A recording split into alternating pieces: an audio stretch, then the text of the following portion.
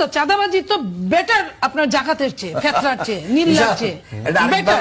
আমি আবারও বলছি, আসসালামু আলাইকুম রহমতুল্লাহ। প্রিয় দর্শক, রিসেন্টলি দেখলাম যে বিএনপির একজন নেত্রী টক শোতে নীলুফার মনি ম্যাডাম তিনি বলেছেন যে চাঁদাবাজি নাকি জাকাত ফিতরার চাইতেও নাকি বেশি উত্তম। তিনি কথাটি বলেছেন যে জাকাত ফিতরার চাইতেও চাঁদাবাজি নাকি খুব ভালো জিনিস। চিন্তা করছেন আপনি? বললাম তো চাঁদাবাজি তো বেটার আপনার জাকাতের চেয়ে, ফেতরার চেয়ে, নীলার চেয়ে বেটার। আমি আবারও বলছি যে চাঁদাবাজি একটা নিকৃষ্ট কাজ, মানুষের হক নষ্ট করা, মানুষের কাছ থেকে জোর করে টাকা পয়সা ছিনিয়ে নেওয়া। এই চাঁদাবাজির সঙ্গে তিনি ইসলামের একটি ফরজ বিধান জাকাত ফিতরা এইগুলোর সাথে তিনি তুলনা করতেছেন। প্রিয় দর্শক, জাকাত ফিতরা খাওয়ার চাইতে নাকি চাঁদাবাজি করা ভালো। চিন্তা করছেন এই চাঁদাবাজিকে কিভাবে তারা জাস্টিফাই করতেছে, কিভাবে তারা জায়েজ করতেছে? যে ইসলামের একটি গুরুত্বপূর্ণ ফরজ বিধান সেটার সঙ্গে তিনি তুলনা করতেছেন এবং সেটার চাইতেও নাকি চাঁদাবাজি ভালো।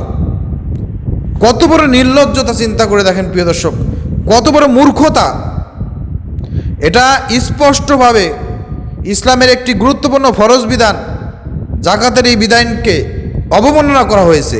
তার বিরুদ্ধে ইসলাম অবমাননার জন্য মামলা করা দরকার। প্রিয় দর্শক, টক শোতে উঠলে পারে জামাত ইসলামকে ঘায়েল করার জন্য মানে যা মুখ দিয়ে আসবে তাই বলবে।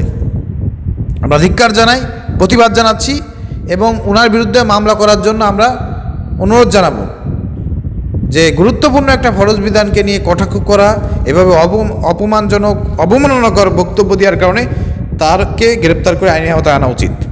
কি বলেন আপনারা? আমার মনে হবে না, কারণ কি রিসেন্টলি তিনি হয়েছেন এমপি, সংরক্ষিত নারী আসনে বিএনপির জায়গা থেকে মনোনয়ন পেয়ে গেছে অলরেডি। এখন এই যে টক শোতে এতদিন গরম বক্তব্য দিয়েছে, টক শো এতদিন কাঁপিয়েছে, টক শোনে জামাত শিবিরের বিরুদ্ধে মিথ্যাচার প্রোপাগান্ডা, এদের কথাবার্তা টক শোতে ভাই শুনলে পারে আমার শরীরের ভিতরে কামড়ায়, জলে পড়ে, মন যে কী চায় ভাই বলতে পারি না কিছু, বুঝছেন? কিছু কইতেও পারি না, বলতেও পারি না, কিন্তু শরীর জোরে পুরে সারকার হয়ে যায় ভাই। এরকম আপনাদের হয় কিনা একটু কমেন্ট করে জানাবেন। কিন্তু ভাই মাথার থেকে শরীরের পা পর্যন্ত রাগে মানে মিজাজটা গরম হয়ে যায়, কিছু বলতে তো পারি না, বুঝছেন? এরা এমন এমন মিথ্যা কথা বলে জামাত শিবিরকে ঘায়েল করার জন্য। ইসলামের একটা গুরুত্বপূর্ণ বিধান, ফরজ বিধান, সেটাকে নিয়ে অবমাননাকর বক্তব্য দেয়। প্রিয় দর্শক, সেটার চাইতে নাকি চাঁদাবাজি অনেক ভালো। দেখছেন এরা চাঁদাবাজিকে কিভাবে জায়েজ করতে চায়। এই চাঁদাবাজি করার কারণেই বিএনপির অবস্থা খারাপ হবে। এই চাঁদাবাজিকে জায়েজ করার কারণেই বিএনপির অবস্থা খারাপ করবে এই দেশের জনগণ।